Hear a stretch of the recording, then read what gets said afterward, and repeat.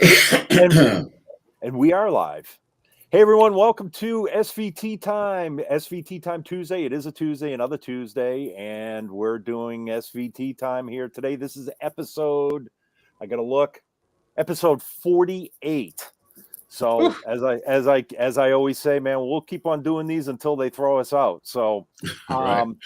man, I can't say how excited and happy we are to have Darryl on the broadcast today. Darryl, how you doing, brother? Good to see you.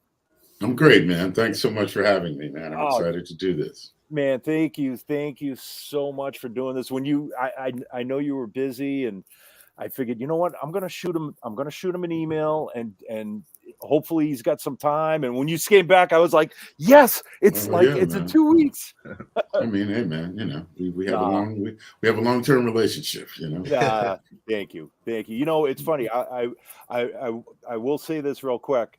Um, I remember this didn't go in the notes, but I remember when I first got the AR gig for Ampeg. It was like 3 weeks before NAM, Mhm. and that's like the biggest time for any AR guy, obviously. And I remember like I'm in the Ampeg booth, and this is my first. I've done millions of NAM shows, but you were the first artist that literally came walking in the Ampeg room, gave me a huge hug, and said, "Brother, you're gonna be okay," because you knew Oh man. I was like, I don't know how to do this gig, Oh, cool, and you cool. were the first, and I'll never forget that. So thank you. Oh man. So I Oh just man. wanted to get Thank that you. out there. But I'm Dom, how glad. you doing, brother? You good? I'm good, man. I'm good. It's Mm, sunny out. Awesome. I'm happy. Oh, great. stop. I got my heated vest on. It's like negative 20 degrees here. Look, Yeah, it's really Mm. warm, man. I Sorry. I can go from hot to medium to yeah. Oh It's wow! You actually have a heated. Wow, that's deep, it's man. actually it's an electric vest. Wow. Otherwise, I'd be wearing, I got my Ampeg Yeah. thing on underneath, Right. but Right. Right. Hey, man. I don't have one of those T-shirts. I could use a couple of those. I'm gonna send you a hoodie after this too. Yeah, Great. yeah, That'd be because it's great. cold in LA this time We of need year to too. turn that hoodie It into is. like a rumble hoodie. When you're Yeah, playing, it right, just shakes, you know? right, exactly, Mhm, exactly. So, man, we got so much to talk about, and mhm. obviously, we want to start with a little bit about your beginnings, and I will say this for, I know we're kind of reiterating some things here, but we're going to put a link up for your new movie. Oh, Um, great. Mhm. because that I know that basically says, you talk about your upbringing and your mom and your dad and your brother, but uh you're born and raised in Chicago. Did you come from a musical family, Darryl? Yeah, my dad played drums when he was young, the high school years, and into the service. When he went into the service, I think he played with some of the bands there. Um, my mom was not musical except for in one very interesting way. There's a song that you'll learn if you like learning piano, and it's called "Long, Long Ago." Okay. And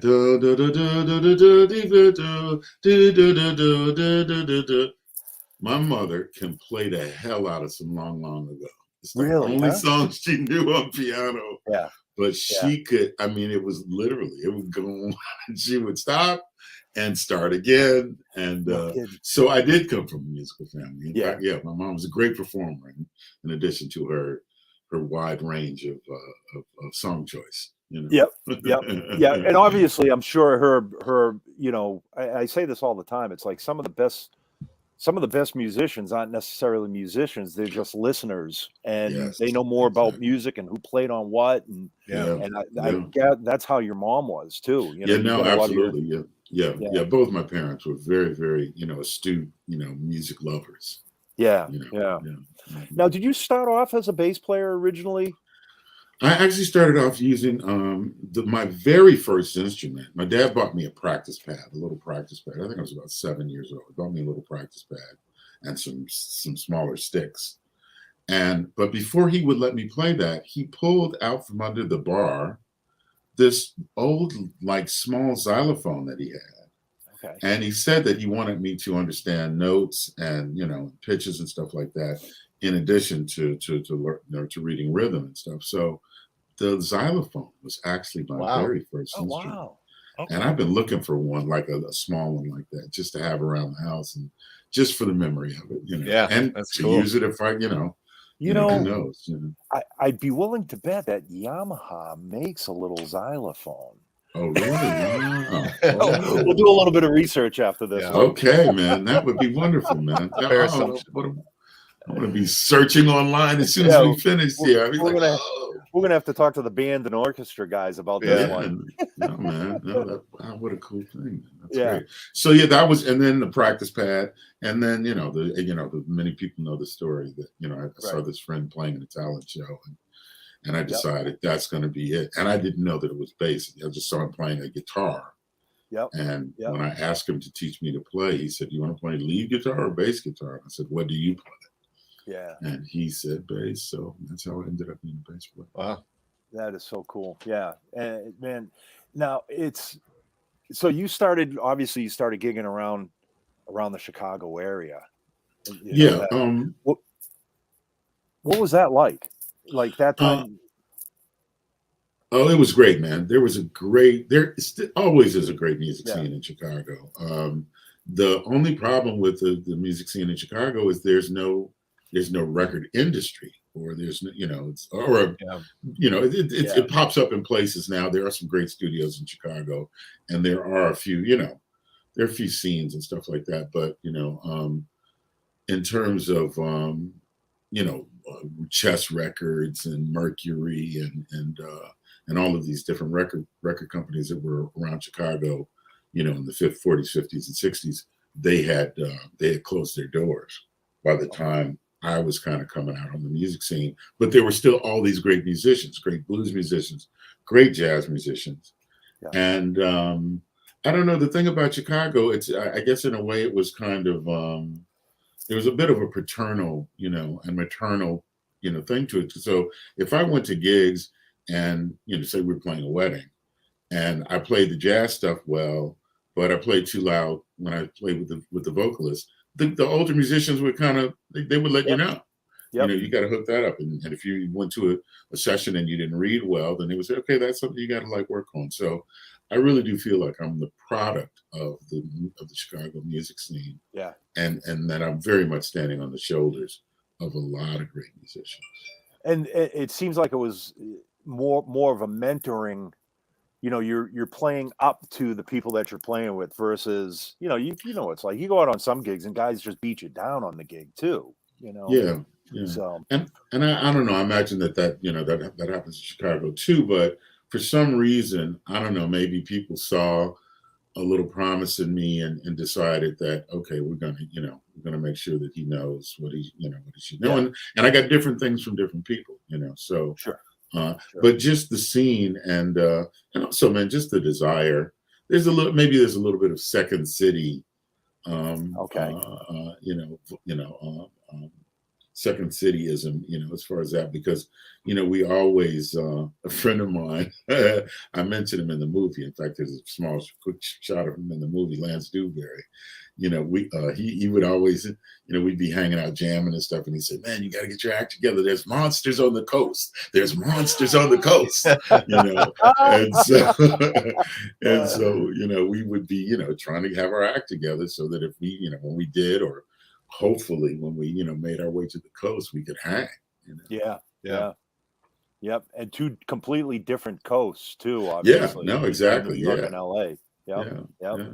Man, that's wild. Now, so you're gigging around Chicago, you're working, and I remember in the movie you had mentioned, how your mom said, what's man, yeah, I'm not taking those gigs anymore. And Mm. and you kind of gotta get the stern talking to, like, no, no, no, you gotta work. You gotta keep Yeah, on working.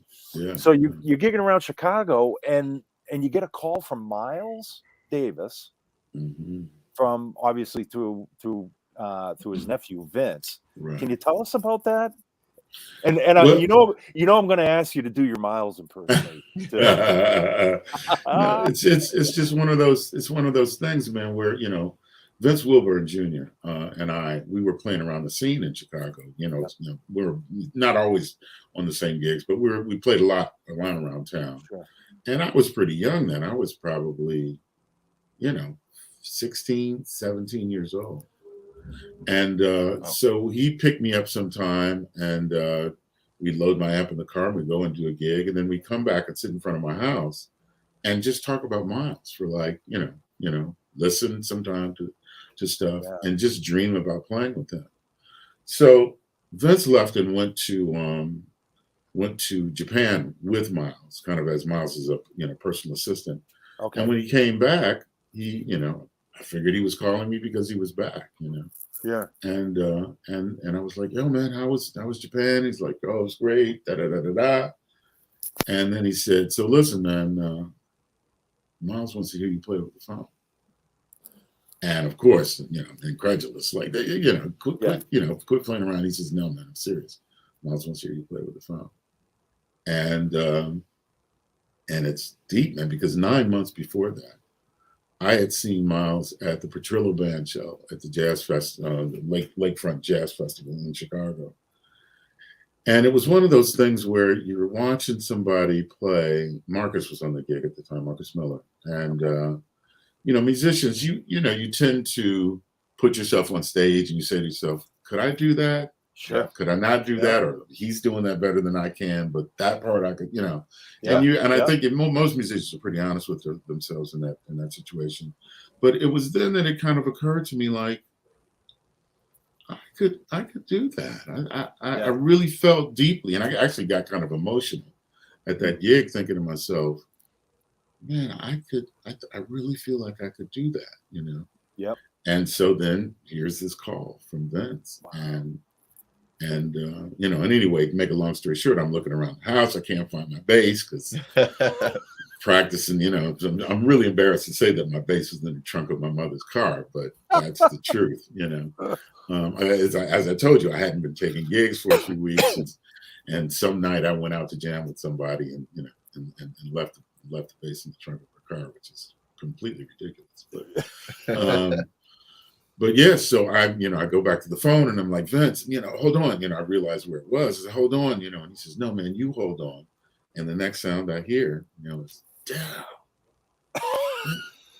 when can you be in New York? Oh, man. And I honestly was thinking to myself, this is Miles Davis. I wanted to be, I didn't want to seem, too eager. I wanted to be cool, Yeah. I'll be on the next flight. But his response was just classic Miles Davis. I'm like, oh, I could be there. It was a Monday. He says, oh, I could be there Wednesday. And he says, what's going to take you so long? You're going to walk. So, and so I, quickly, regained my balance and said, no, man, I'll be there first thing in the morning. Yeah. And I did. I flew out to New York that next morning. I actually went into the dining room and after I got off the phone and said to my dad, I said, Dad, can you lend me a few $100? I need to get to New York. And he looked up from the newspaper. He's reading it. He looked up. He said, for what? And I said, I have an audition with Miles. And I didn't even need to say Miles Davis because my dad turned me on. He's playing Miles all the time in my house. And he just kind of looked at me like, okay, Yeah. And that's where everything started. Wow. Man, I would have been like, I'm going with you. Yeah.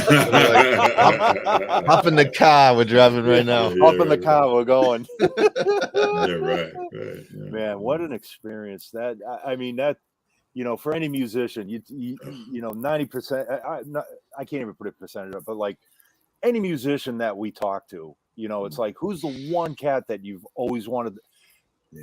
9 times out of 10, it's man, I wish I played with Miles. It's interesting, man, because when I think about, we talk about the field of infinite possibility. Playing with Miles, to me, in my opinion, other than being born to my family, playing with Miles easily at that time was the best thing that could have ever happened to me. Sure. And how many people, when I think about it, man, how many people can say the best thing that could have happened? Yeah. It's pretty. The longer the older I get, the more I realize, man, what an incredible gift and an honor to to play with someone who had so much and who gave so much to the musicians around him. Right. Wow. That's Yeah. what was your mindset going into that? Like, I mean, You're like, obviously, how are your nerves going into that being so young? It's interesting, man, because there have been a few, kind of pivotal auditions.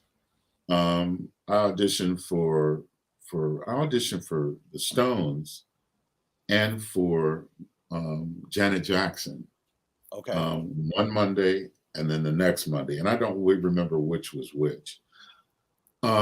Janet, I think it was her first, it was her first tour, I believe, and so the audition was a little bit more formal, and for that reason, I think I was a little bit more nervous. Mm-hmm.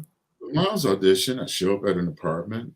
We're going up in the elevator. He's joking with me, telling me I look weird, I'm telling him, well, somebody told me I look like you. And he said, you do, around the eyes. But he's joking around. And then we get upstairs to the apartment. And he says to me, listen, if this doesn't work out, it doesn't mean you can't play. It just means I'm looking for something else. So before I play a note, the guy is taking care of me. He's literally, he's literally, because I'm sure he realizes the gravity of it. If he doesn't dig my playing, then some musicians would say, okay, well, I'm done. But he realized, a music movie of bizarro alternate universe you, where you don't get that gig and then you just become like a villain or something. what a great storyline, man. That's a great storyline. That could be like a part 2 to the movie. Yeah, that's, what's really funny about that, man, that would be great animated. That would really be a great animated. Oh man, that'd be really great. Wow. Sorry, I didn't mean to interrupt. You go play like Jethro Tull or something instead. No, that's really great, man. What a great idea. But yeah, man. So I forgot what I was saying, but anyway, it was great. Yeah. Man, so now you played, how many years did you play with Miles? I played with Miles I played with him for 2 years. Okay. And then I did the Sting gig, which is about a year long, a little over a year long. Yep. And then I was able to go back with Miles. I ran into Steve Thornton in a club in New York. And as soon as I saw Steve, I said, "Oh man, tell Miles I love him." And he said, "Darryl, you call him." He gave me Miles's number, where Miles was, staying at the time. Yeah. And I called Miles, and it was weird because I said, "Miles, it's Darryl," and he said, "Darryl, I'll call you right back," and hung up the phone. And I went, "Uh-oh." While I had my hand on the phone, it rang again. And it rang, and it was him. Okay. And he said, "Oh man, I'm sorry I got off the phone so fast. How you doing? What are you doing?" And I told him, "Oh, I've been playing with Steps Ahead. Done a few gigs with them, but I don't, I'm not working right now." And he said, "You want to come back?" Wow. And it was like, it's like the best thing in the world happened twice. Yeah. Right. So it was great to go back. Because I remember, part of the story, when you left to go play with Sting, he kind of schooled you on that, saying like, for people coming back. Yeah, no. He was very honest about that. He said, that's a difficult thing to have somebody leave and then, have them come back. And I just told him, and I said, I think the Sting thing is a really great opportunity for me. And, still to this day, man, I question that. But things worked out the way they worked out, and really luckily, man, I was able to go back. That was a blessing and a blessing. Now, were you still living in Chicago at the time, or did you move to LA? Or I moved to New York about. Okay. I moved in. I think I auditioned for Miles. May started in June 7th, St. Louis, 1983, and. I moved to New York. I think I was there all the time after that. Yeah. But I think I properly moved there in October of '84. I think that's the time I moved to New York, and I was basically there through until 1990, basically. Yeah. 89. I left in December of 89, I believe. Okay. All right, man. That, that's such a like I said, I know the story, but the people, just for everybody that's watching too, it really is. I mean, it is kind of a little bit of a Cinderella story, Oh, you man, know. absolutely. But obviously, you know, you opportunities happen because you do so much to put yourself into those positions where the opportunities present themselves. Yeah. They just don't happen. You know, Yeah. you have to put yourself out into the No, universe for that to happen. that's what I'm saying. That you know, there were all these guys. I mentioned this guy again, Lance Dewberry. You know, he turned me on to a lot of music, man. We were listening to we were listening to Bitches Brew. We were going to jam sessions and trying to jam in that way, so that when I was placed in that situation, I had kind of been the guy. I had been kind of. I had some experience doing that. You know, I'll never forget the night, the right before I was going to play my first gig in St. Louis. Miles has somebody come and get me and brings me to his dressing room, and he says to me, "So you got any questions?"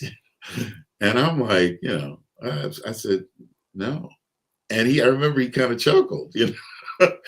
But man, I'd been in bands where I knew how to play behind a vocalist, which was playing a ballad behind Miles, same thing as playing with a vocalist. Sure. I had done these funky jams. I had a little bit of experience playing jazz with changes and stuff like that. Yeah. Though on electric bass, I had been prepared. You know, I had the music scene and I guess my teaching from Angus Thomas. All of these things really did prepare me for what was there. So or for what was to come. Mm-hmm. And so, you know, I was able to. I had something. I had some experience under my belt to be able to pull it off. Coming from the Miles camp in that genre and so young, and then going into Sting, was there like were there any big adjustments just culturally and going into the pop world a little bit? Only that, you know, when Sting left the Police, there were a lot of pissed off Police fans. Yeah. And they came to Sting gigs. Yeah. And you're the first guy playing bass other than Sting for exactly. Yeah. I remember, you know, first of all, I was surprised at the age of the people in the audience, because and we played the first gig in New York at the Ritz Club. We played 3 or 4 nights there, and then we went and recorded, and then started the tour that following summer or spring. I remember these, you know, 15-year-olds with Police T-shirts on, standing in the front row looking at me with their arms crossed, like, what are you gonna do? You know? Yeah. Right. And so there was that. And I do remember some of those same, you know, young men looking at me after the gig, like, man. Yeah. You know? Cool. So I think that band was a, you know, extraordinary band. So we were able to, you know, to convince a lot of people, a lot of even young, you know, young kids like that. So there was that. But in terms of musically, it's interesting, man. I always feel like I do the same thing with every band that I play with, but I think that's because my concept is to play the song, whatever the song is. Yeah. And if the song requires me to improvise over, you know, a funky groove, then that's what I try to do. If the song requires for me to play a part and be consistent with it, then that's what I do. And so there wasn't, I don't feel that there was, I mean, obviously, you know, very different kinds of music, or, you know, very different kinds of music, but yeah, it didn't, the musical part of it wasn't such a big shock. It was more like you say, moving from the jazz world into this world of rock, or I don't know, pop or rock or whatever. Yeah. Yeah. But you were also, you were surrounded by other musicians that also came from that world as well. Oh yeah, no, I mean, again, you know, I forgot that I just saw the movie, and then I was down in Florida for a screening, and I saw the movie again, the documentary In the Blood. And I didn't realize it, but I actually talk about talk about man, I lost my thread there for a second. Talk about the fact that Angus turned me on to Sting. You know, we were down in Carbondale. I was away at school, and you know, he says, "Man, check out this song." And it was "Walking on the Moon." I remember listening and going, "Oh man, what a cool, what a cool tune," you know. And he said, "Oh man, the bass player is the one who wrote the songs, and he's singing, you know, or wrote many, much of the music, and he's singing, and so I was definitely aware of Sting, even before the Miles thing. So yeah, I mean, that was kind of the thing. Is like, I was interested in playing with the best people, even in, I wanted to play with Michael Jackson. I wanted to play with Miles. I wanted to play with, all the best, people, and so we practiced a little bit of everything. And so that again served me later on. Yeah. Yeah. I remember you saying, like you didn't want to be Michael Jackson. You want to play with Michael Jackson. Yeah, exactly. And somebody else said it too. It's like not as a sideman, as a band member sort of thing. Well, yeah, I mean, man, yeah, there, what we call sidemen, and we probably should come up with a different term for support musicians but man, I think generally speaking, musicians, they want to be in a band. Yeah. You know what I mean? I remember watching the Foo Fighters documentary about all the trouble they had, at the beginning, and the substance abuse and different things, and just trying to keep the band together. And I remember watching that movie and getting kind of emotional, man, because I always wanted to be in a band. Right. I still do. Yeah. And I'm in some. I'm in some great ones. Yeah, just a few. But yeah, no, man. I think that's I don't know. I don't know that many musicians. All of that training that I spoke about. I was speaking to Charlie Drayton about that. He said, "Man, everything I've taught myself, or everything I've learned or wanted to learn about music, was so that I could be in a great band." Yeah, yeah, and that's I mean, that's it's funny the country artist I work with. Obviously we're in a band, and she views I'm her emotional support bass player now. Exactly. Wow. So, and I take that as a compliment. It's like, man, absolutely. Yeah. Yeah, man, because it's we've talked about before. I feel like there is a personality, something symbiotic between a lot of different bass players and the role you play in a band, and the fact that you are actually holding down the rhythm and groove, but just in a little more esoteric sense. Like, I feel like typically the personality of the bass player in the band is somebody a little more centered, I feel like, and can be kind of that emotional support for other band members too. I think it's a lot of reasons why a lot of MDs you see are bassists as well. Interesting. Yeah. I think man, a journalist asked me about that when the first time I was in France. She asked me, "Why do you think that you're the kind of bass player that you are?" And I'd never thought about it before, but I think it's my family, man. I think it goes back to my dad, and my family situation being so solid. That kind of stability, I understand it. And so I think as I become a bass player, and like you say, the function of the bass does serve this. It is a stability instrument. It's a stabilizing instrument. Or can be, for the music that requires that, and it could also be a lead instrument for the music that requires that. But yeah, no, I think that that's right. We talk about that a little bit in the movie, like how a personality can suit a certain instrument. And I think that I again rolled the dice and came up with a great hand to mix metaphors. Literally. We got a lot of really good questions. I want to address a lot of them. I see Steve Cook's on, another great bassist and big Sting fan. Wants to hear a little bit about Kenny Kirkland as well as I. So don't know if you have any stories to share or just moments of wow, like everybody else. Kenny, oh man, what a great guy. Charming. Just a great person, man. Great person. So unique and just talented, man. The only Kenny story that I have is not the funniest one, but it's maybe a really heavy one considering, we lost him. Um, I was living with him when I moved to LA. So I left New York, moved back to Chicago, started a band there, and then decided to move, out of Chicago again. And I decided that I'd go to LA this time. I was interested in acting and stuff. So when I moved to LA, he said, "Man, come and stay with me." And it was right at the time when he and Bradford and Jeff were doing the Tonight Show with Jay Leno when Jay Leno took over from Johnny Carson. And so he'd go out to work, 2:30, 3 o'clock in the afternoon. He'd be back home by 6:37. And sometimes, he'd go and, we'd go and hang and start jamming or whatever. And sometimes he'd go in his bedroom and, get some rest. This night he came in, the piano was right at the front door. He came in, he set his bag down, he set the piano and started playing.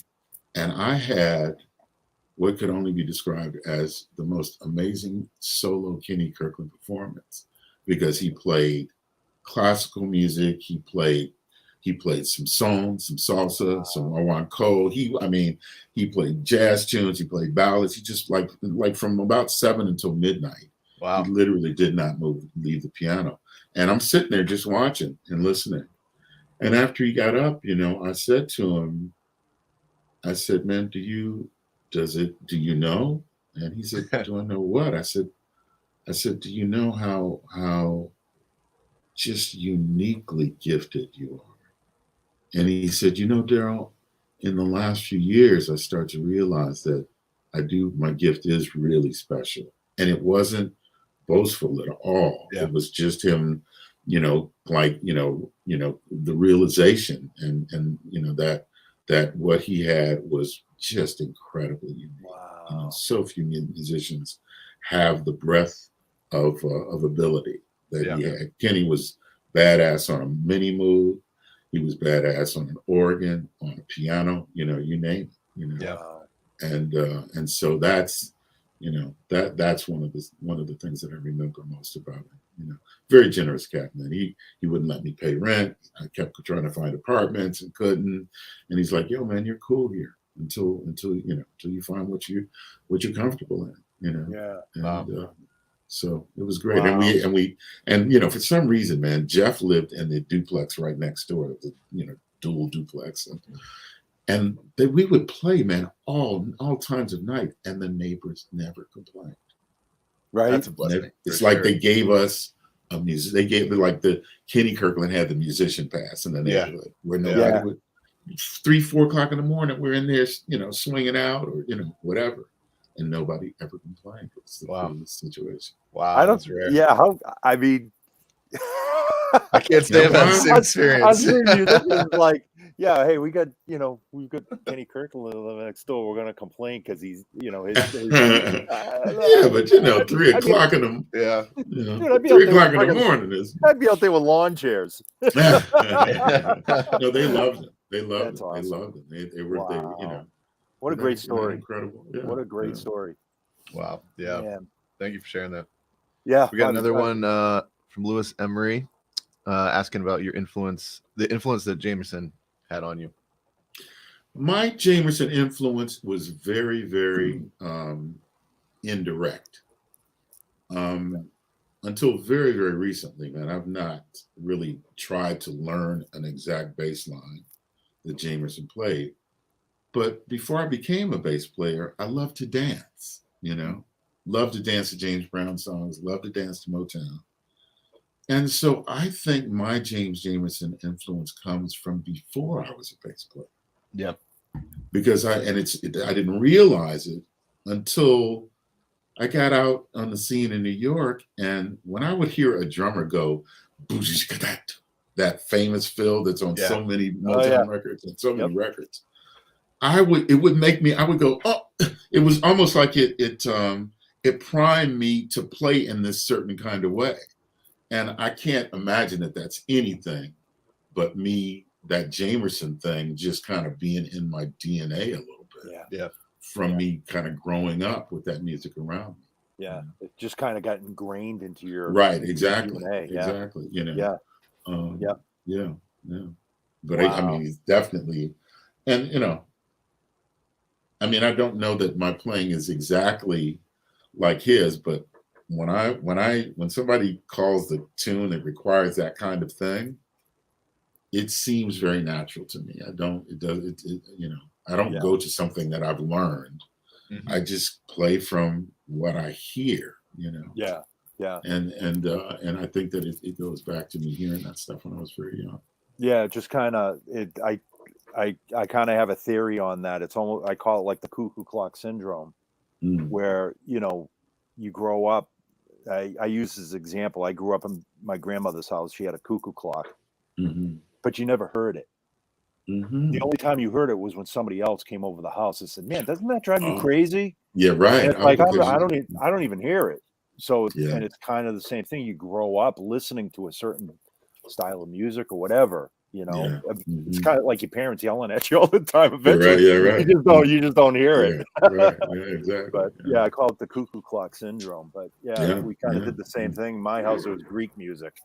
Yeah. You know, it's like you just listen to Greek music from my parents all the time. It's like I can play stuff in 5 and 7, and it's and you don't realize you're doing it. It's just like right. I don't See, know. It goes that's like interesting. this, you know. That's very interesting. Yeah.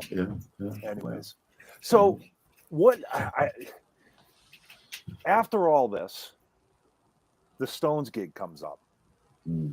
Now, were you in LA at the time, or did you audition for them in LA or New York? I actually auditioned for them in New York, but I was living in LA at the time. Okay. All right. I was living in LA, and I was actually still staying with Kenny, I'm pretty sure.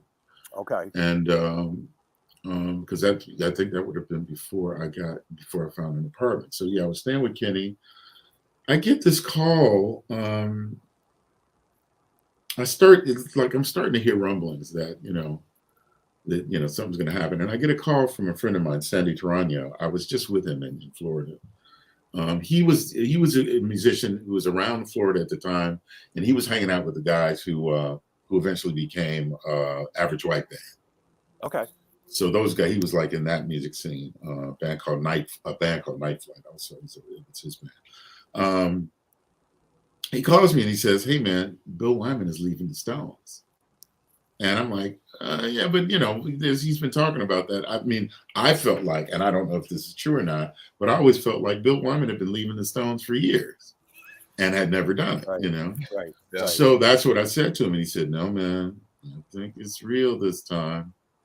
And so I just remember just kind of, and he said, "Hey, should I get mixed management's number for you?" And I said, "Yeah, please." And he did. Called me back 10 minutes later. I called and spoke to someone and said, "Hey, I heard that you guys might be looking for a bass player, and if you are, if there's a list or something, I'd love to get on the list." And spoke to someone. Somebody, whoever I spoke to, took my name and my number and said, "Nothing will happen for a while, but yeah, later on, I get this call, and they want me to come and audition." Wow. And so I flew to New York and auditioned at the famous SIR on 58th Street, 58th and 8th, I think. I think so, yeah. And 56th and 8th, 52nd and 8th, one of those. And it wouldn't have been 58th, actually, it would have been 50. Is it 57th? It wasn't 57th. Yeah. No? It's below 57th, so it had to be 52nd and 8th. I think it was. Somebody here will chime in. I'm sure. That Hojo, the Howard Johnson's was right around the corner. Yep. Which is significant because the Hojo is where I stayed when I went to audition for Miles. No way. Okay. Yeah, that same hotel. I don't know what it is now. Vermont, I think, right now, but it was Howard Johnson's at the time. Anyway, I go in. I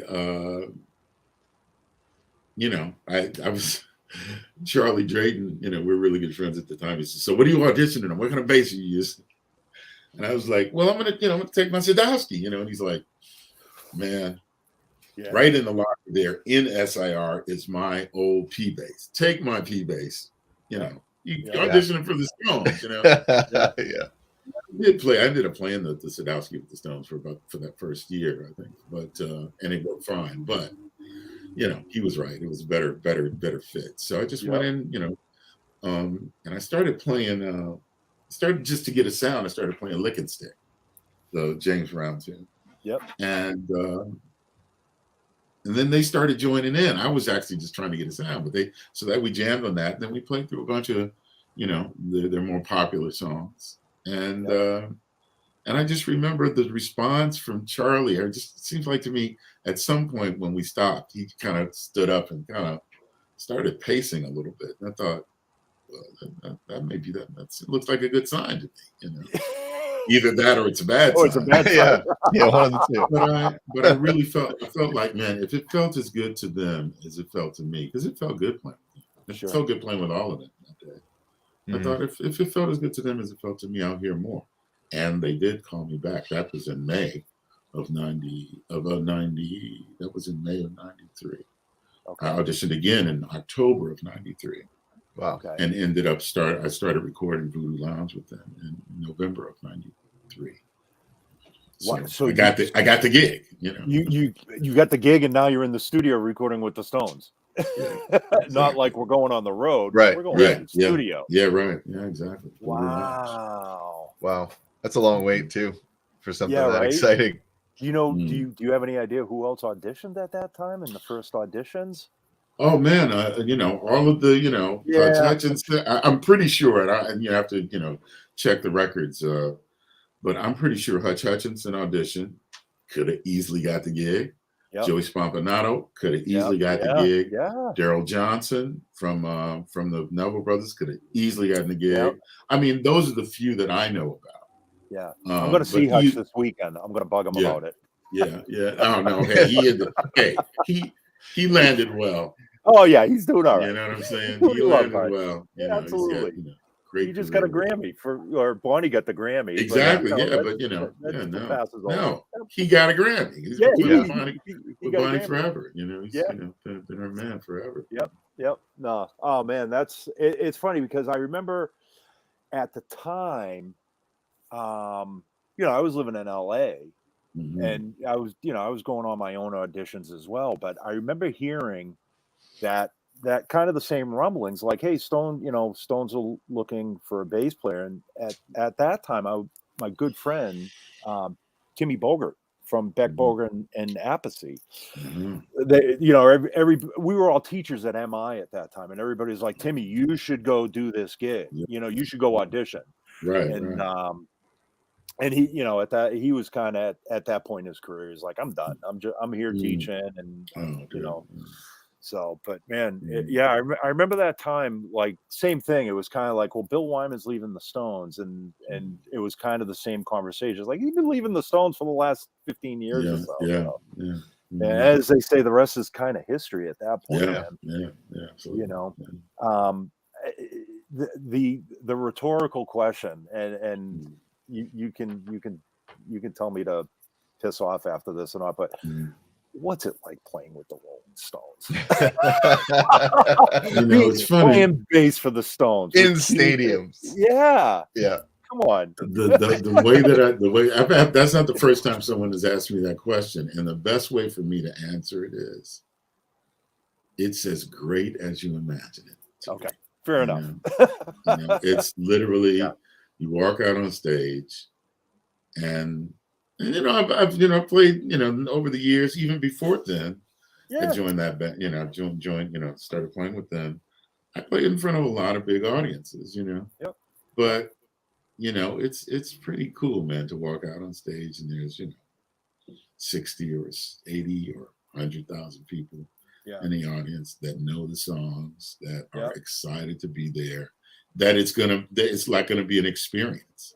Yeah. And you feel all that on stage, man. Yeah. And then, I'm standing next to a guy who is just carving it up on the guitar. You know what I mean? He's, Keith is still now, he's always trying stuff. He's always never plays a song the same way twice.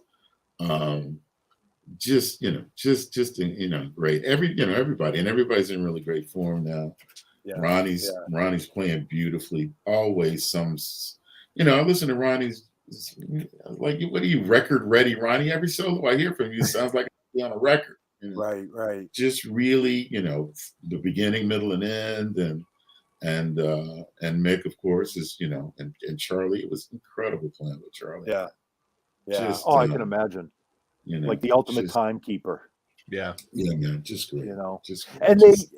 And they love, like, I read Keith's book a while back, and it seems like they toured and they gigged just because they love playing. They love. No, they do. Yeah, but unfortunately, they're not the type of guys that can go down to Joe's Bar and Grill and pick up a pickup gig just to play in front of the people. Right. It's gonna be on that scale. So he just seems very authentic, and like he's always trying to improve. He's always trying to learn, and they just love playing music. It's not about the money or anything like that. They just want to go and play. Yeah, well, it's about that too, but but no, man, no. I mean, obviously, they could, be, kicking back, but they I think they love it, and I think they really love doing what they do, and it's great. So really great. Let's talk about the movie, Darryl. How did it's obvious? I know it's been in the works for a while, but how did that come about? Because first of all, I will to anybody that's watching, it's on Apple TV and Amazon Prime. And just go buy it or rent it. Just that's all I'm going to say. It's an hour and a half of education of Darryl. Can you share the title for everyone? Not even, man. It's actually, I think it's 92 minutes. Is it 82 minutes? I thought it was like an hour and 25 minutes. Something like that. Be about right. The title is In the Blood. Yep. And that title is taken from a song that I wrote. That's in the I performed with a band that I put together. It's a song about family, basically. That we're actually going to release that song coming up probably beginning of next month. Nice. Okay. Awesome. In the Blood, and we've already released a song called American Dream that also is in the movie. It plays over the scenes, the montage of the civil rights movement photos and all of that stuff. That part of the movie. But I heard when I listened back to the cue that I wrote for the movie, I was like, that sounds like a song. So I fleshed it out and had Nick Tremulous, who's a good friend, come on and help me with the lyrics, and so that's the tune. It's actually available now on Spotify and all of the different things. It's called American Dream. Now you're singing on a lot of this stuff too. Yeah, I'm singing on American Dream and on In the Blood. Yeah. Okay. Do you need a bass player by any chance? You know what? I do sometimes need a bass player because sometimes some of the stuff I'm trying to play is, I can't sing and play it at the same time. But so far I've been able to. Yeah, actually I use a bass player in the movie. Yeah. He's an old friend of mine, killer bass player. Pocket like you wouldn't believe. His name is Charlie Hosh. Charles Hosh. We call him Chuck-a-Luck. And he played with the Emotions, and he played with a number of groups. Okay. But he's probably best known. We're playing with the Emotions when they were on tour with Earth, Wind and Fire. Okay. And he's just like, I could tell you a story about Chuck if we have time for that, because I learned from him too. I'll tell you quickly. Somebody said to me, Darryl, you're around town in Chicago. You're playing nicely on the jazz gigs. You sound good, but man, you got to hear Chuck-a-Luck. Right? And I heard it from like half a dozen people, over a period of time, and I was like, well, let me hear Chuck-a-Luck then, Yeah. And when I heard him play, he was so dedicated to the groove and so in it that he was rehearsing. The first time I saw him play, he was rehearsing to record. And he was just giving himself to it. Wow. He was just, and I was like, I got it, I'm gone. I just I only needed to hear him play for literally a minute before I realized, I can actually give myself over to this in a way that I saw him doing. And it was one of the most valuable lessons. He's still a great friend, a great inspiration. And somebody needs to, needs to Yeah. snap him up because he's a badass on bass. That's cool. For a second there in the movie, I thought from a split second, because the camera panned across him, I thought it was um from Fishbone.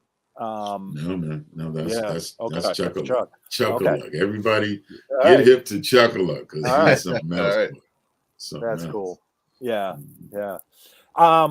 Let's talk about. I know we're kind of running. We're gonna go over a little bit here if it's Okay. all right, but I don't want Yeah, to. no, I don't that's want to fine. keep you too long. No, that's fine. You have a line of basses and guitars as well. That Yes. Dom and I remember last time you were in Calabasas, Dom and I played, man. It's still Butter. yeah, it was like until I rewatched the movie and heard your basses in the movie, I was like, damn, those things sound really, really good. So Yeah, tell us a man. little bit about that. Yeah, I don't know when it came, but I was doing, speaking of MI, Musicians Institute, I was doing like some classes there, some private some master classes and some private instruction there. And someone mentioned to me that you can, because you're like kind of an adjunct professor at the time, Yep. said, you can take any of the classes for free. Yep. And I remember back to being out at the Fender Custom Shop and running into a guy named Dave. I can't remember Dave's last name now, but he's one of the elder guys who was, I don't know that he was working in the custom shop, but he was affiliated with those guys. He was telling me, there's a luthier class out at Musicians Institute. So when I put those two things together, I thought luthier class. I decided to take the class. Huh. I only took one semester.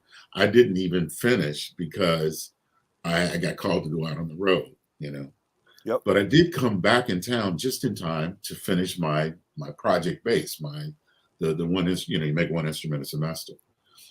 And I made this bass and I let a few people play it and they were like, man, this is actually not bad for a first try. And I went to the teachers and said, hey man, I want to build more of these. And they said, you should go to John Carruthers. He was the head of the department at the time. Okay. Yep. And he also had his shop out in Camarillo. So I went out, I showed him what I'd done. And he says, okay, there's a few problems here. And we worked on those and we built a bass that I started playing. I took it on the road and started playing with the Stones. That was in 2012. Wow. Started playing that bass. So it's been that long. And just over the years, man, I've just been building, trying to learn more about, a way to make an instrument and to repeat it and to have it, come out and have them all feel cool but also be slightly individual. So we use the new technology for the parts of things that we want to be consistent. And we use some hands-on for those things that we want, to be individual. Yeah. And the basic idea is to do we have like, base models to forgive my pun. But we also will do, it's almost what I see it as is a kind of a quasi custom shop boutique, instrument company. Yeah. And so you can get what you want, or within a certain framework. Yep. Or you can get, you can play what I play. I decided when I was doing the Telly type instrument that my bass model would be more like Keith's Telly. So it's got a humbucker in the neck position, and we're doing all sorts of things, man. We're going to do some with dual humbuckers with a tonomatic bridge, like a kind of Les Paul Telly. We're doing some with Charlie Christian pickups. Okay. We're doing a Strat with Jazzmaster with a Jazzmaster pickup setup. Nice. Two pickup Yeah. Jazzmaster. Nice. So we're trying a few interesting things, and I'm really excited about it, man. I think I never had the feeling until it was actually during the COVID years or during the time of the pandemic. I built an instrument and I was sending them off to different people in different places. But this guy came to my house. He's actually director of a film that I worked on the music for. His name is Ali Leroy. He bought a bass from me. He's a bass player and film director. He bought a bass from me and he came to pick it up. We both got our masks on because it was at that time. Yeah. And I hand him the bass and he sits down and he starts playing it. And he plays it some more. And 10 minutes pass. And another 10 minutes pass. And Another 10 minutes pass, and he looks up at me and he says, "Man, I'm wearing this mask so you can't see the huge smile on my face because of how I feel like this instrument, is really gonna." And I thought, wow, man, that's a different feeling than somebody appreciating my bass playing. Mm-hmm. It was like, and so I'm kind of hooked, man, on and one other person that sold the instrument too. I hope he won't mind me, relaying this, but he had lost, it was a loss in his family, somebody he was very close to.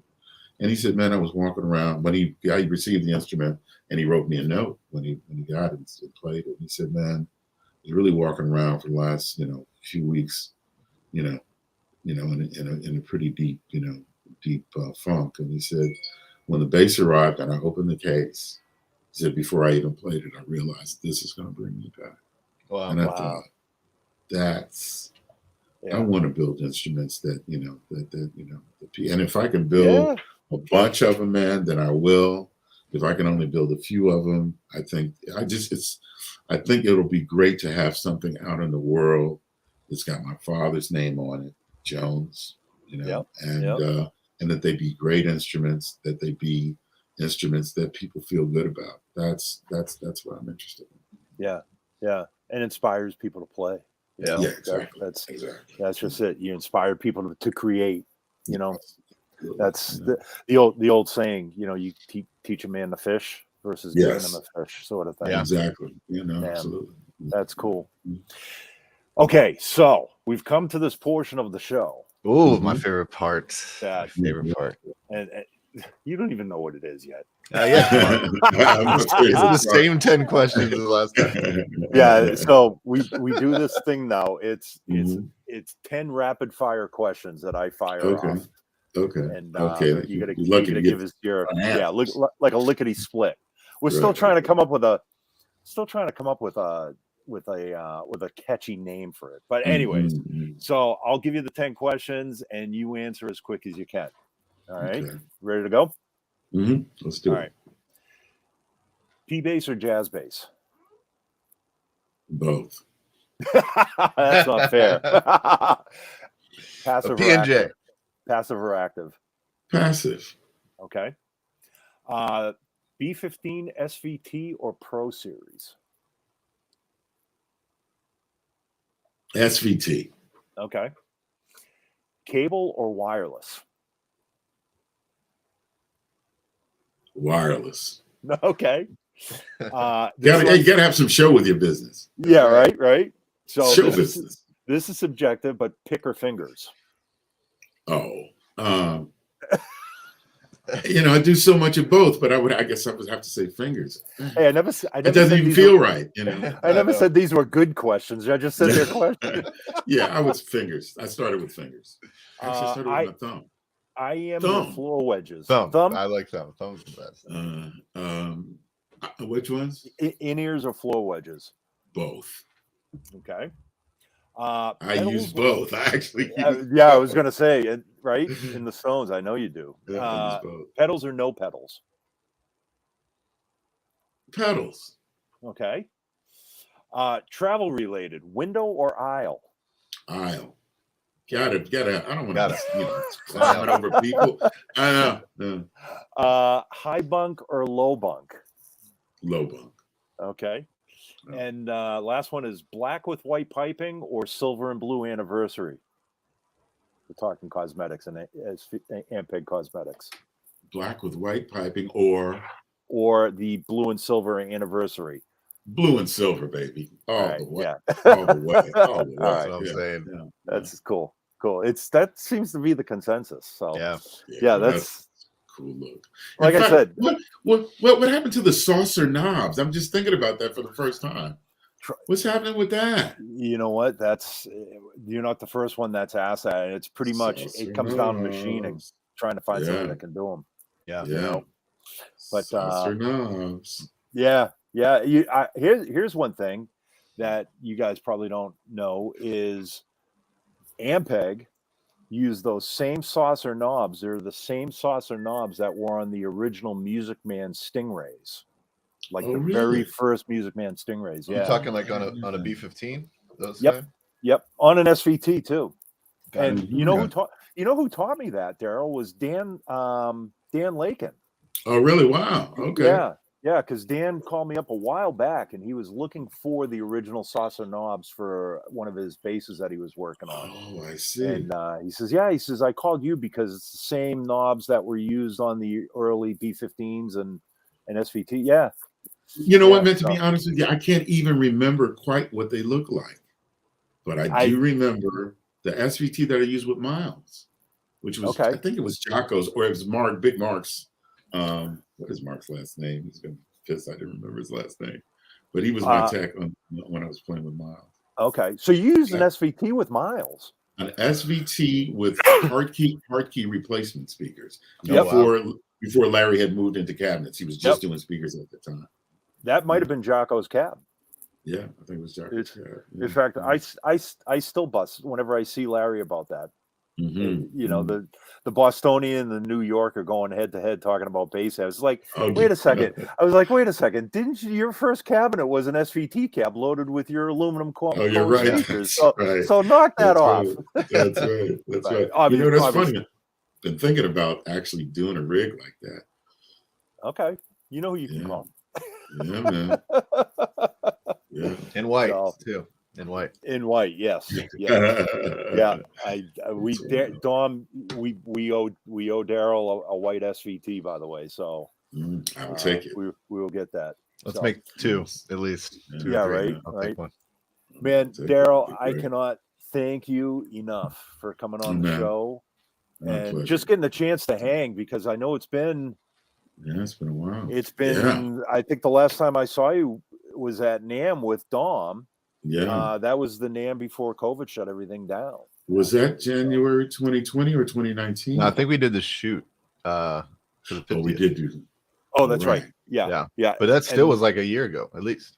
The shoot was more than a year ago. dude. 2 years. The shoot was pre-COVID. Yeah. Was it that January, or was it that January, or before like the February? I mean, before the March that everything turned. I think we did the shoot before the NAMM show, because that NAMM show, they shut everything down right after that. COVID happened, and that was it. That's right. Yeah.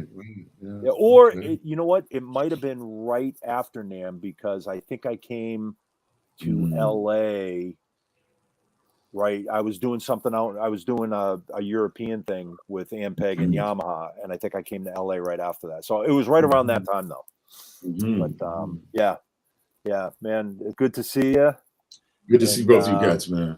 Yeah, so good to see you. Yeah, hopefully we'll. I'm gonna go freak out on these Jones instruments right now. These look. Man, check it out. Let me know. Yeah. Let me know. Yeah. I'd love to. I will be.